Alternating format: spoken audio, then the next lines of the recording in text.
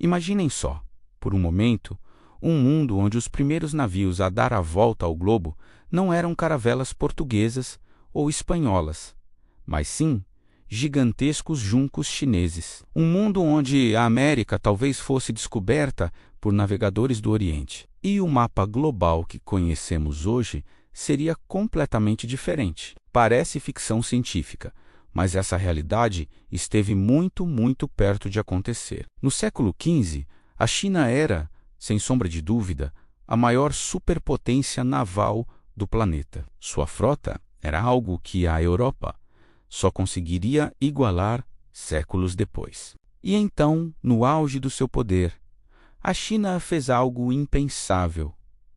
Queimou seus navios, virou as costas para o oceano e se fechou para o mundo. Essa decisão é um dos maiores da história. Um ponto de virada que abriu caminho para a ascensão do Ocidente e mudou o destino da civilização para sempre. Hoje, vamos desvendar os detalhes desse momento fascinante, a história do grande abandono dos mares pela China. Para entender a dimensão dessa decisão, precisamos voltar ao início do século XV, durante a poderosa dinastia Ming, sob o comando do visionário imperador Yongle. A China embarcou em um projeto naval que faria Cristóvão Colombo parecer um amador. Entre 1405 e 1433, o Império patrocinou 7 expedições monumentais, lideradas por um dos maiores almirantes da história, o eunuco muçulmano Zheng He.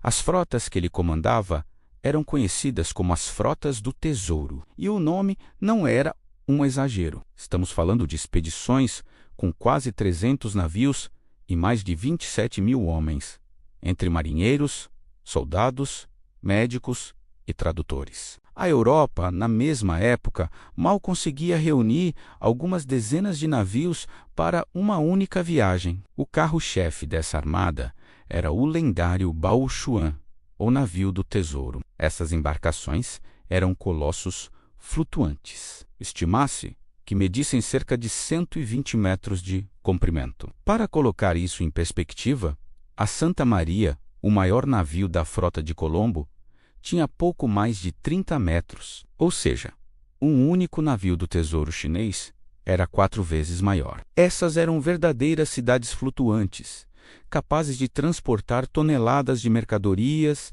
cavalos e até mesmo animais exóticos. As viagens de Zheng não eram apenas passeios. Sua missão era projetar o poder e a glória da China por todo o mundo conhecido. Eles navegaram por todo o Sudeste Asiático, chegaram à Índia, exploraram o Golfo Pérsico e desceram pela costa leste da África, chegando até onde hoje é o Quênia. Nessas viagens, eles não buscavam conquistar territórios, mas sim estabelecer uma vasta rede de comércio e diplomacia. Dezenas de reinos se tornaram estados tributários da China, enviando embaixadores e presentes exóticos para a corte imperial. Foi assim que, por exemplo, uma girafa chegou pela primeira vez à Cidade Proibida, causando um espanto geral e sendo vista como uma criatura mítica. A China estava no topo do mundo, com uma tecnologia naval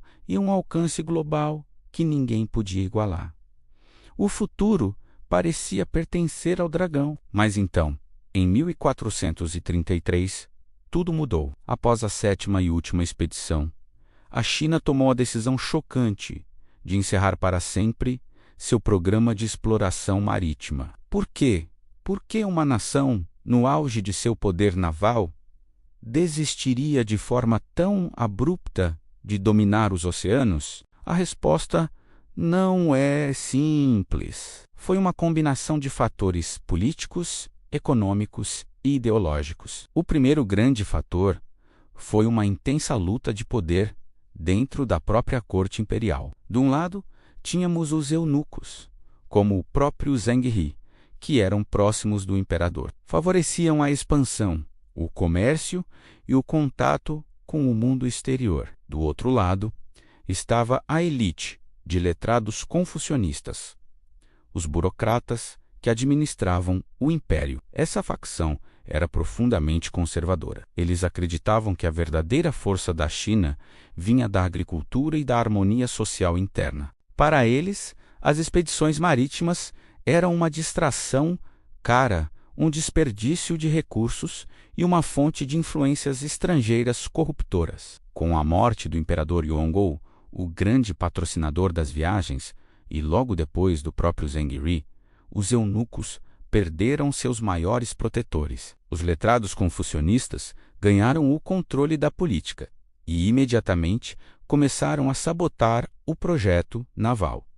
O segundo fator foi o custo. Manter uma frota tão gigantesca era astronomicamente caro. As expedições traziam produtos de luxo e prestígio, mas não necessariamente geravam um lucro que justificasse um investimento monumental para os cofres do Estado. Ao mesmo tempo, a China enfrentava uma ameaça muito mais palpável e imediata em sua própria fronteira. Ao norte, as tribos mongóis, que já haviam governado a China no passado, continuavam sendo um perigo constante para a nova liderança em Pequim. A lógica era simples.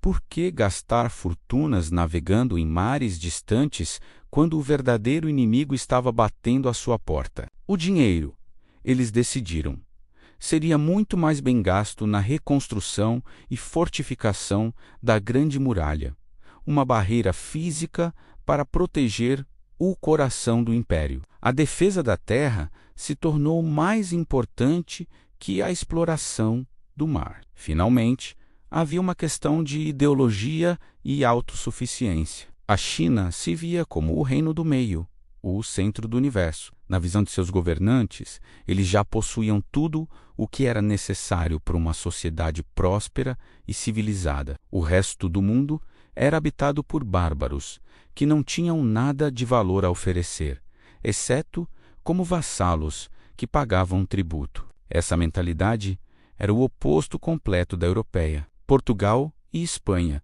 se lançaram ao mar por necessidade, buscando desesperadamente uma nova rota para as especiarias do Oriente, já que as rotas terrestres eram controladas por seus rivais. A China, por outro lado, sentia que não precisava de nada. O comércio era visto como uma atividade vulgar, adequada para mercadores, mas indigna da atenção do Estado. A agricultura era a base nobre da sociedade. Com essa combinação de intriga política, pressão econômica e arrogância cultural, o destino da frota chinesa foi selado. A política de isolamento que se seguiu ficou conhecida como Haijin, ou proibição marítima, e ela foi levada a extremos. Os registros das viagens de Zheng He foram destruídos. Os estaleiros que construíam os gigantescos navios do tesouro foram desmantelados. E, em uma das leis mais radicais da história, construir um navio com mais de 2 mastros se tornou um crime punível com a morte. Em poucas décadas, a maior potência naval do mundo se acorrentou voluntariamente à sua própria costa. As consequências dessa decisão foram catastróficas e redefiniram o curso da história mundial. A retirada da China criou um imenso vácuo de poder no Oceano Índico, e a natureza, como a política, abomina o vácuo. Exatamente 65 anos após a última viagem de Zheng He, em 1498, os pequenos, mas audaciosos, navios portugueses, liderados por Vasco da Gama, chegaram à costa da Índia. Eles encontraram um oceano sem um poder dominante, livre para ser conquistado. O que teria acontecido se a frota de Vasco da Gama tivesse se deparado com a gigantesca armada chinesa? Provavelmente, a história da Era das Descobertas europeia teria terminado antes mesmo de começar. Mas a consequência mais grave para a China foi a estagnação tecnológica. Ao se fechar para o mundo, ela se isolou das trocas de ideias e inovações que começavam a florescer em outros lugares. Enquanto a Europa entrava na Renascença e na Revolução Científica, desenvolvendo novas armas, novas técnicas de navegação e novas formas de pensar, a China permanecia parada no tempo, confiante em sua superioridade passada. Esse isolamento se provaria fatal alguns séculos depois, quando os navios de guerra britânicos, impulsionados pela Revolução Industrial, chegaram à costa chinesa no século XIX para forçar a abertura do país ao comércio de ópio. A China descobriu, da pior maneira possível, que seu tempo como superpotência havia acabado. Sua tecnologia estava obsoleta e o país foi facilmente derrotado, dando início ao que os chineses hoje chamam de século de humilhação, um período de invasões, tratados desiguais e dominação colonial. O legado dessa decisão ecoa até hoje. Muitos historiadores argumentam que, se a China tivesse continuado suas explorações, o mundo que conhecemos poderia ter sido sinicizado, em vez de ocidentalizado. A língua, a cultura e a filosofia chinesas poderiam ter se tornado a base de uma ordem mundial global. O abandono dos mares é visto hoje como o maior erro estratégico da China imperial, a decisão que permitiu que pequenas nações europeias, com uma fração da sua população e recursos, assumissem o controle do comércio global e, eventualmente, da própria China. É uma lição poderosa sobre como a abertura, a curiosidade e a disposição para explorar o desconhecido são cruciais para o progresso. E como o isolamento, mesmo nascido de um sentimento de autossuficiência, pode levar à estagnação e ao declínio. A história da frota perdida de Zheng He não é apenas uma curiosidade do passado, mas um alerta para o futuro. Obrigado por assistir.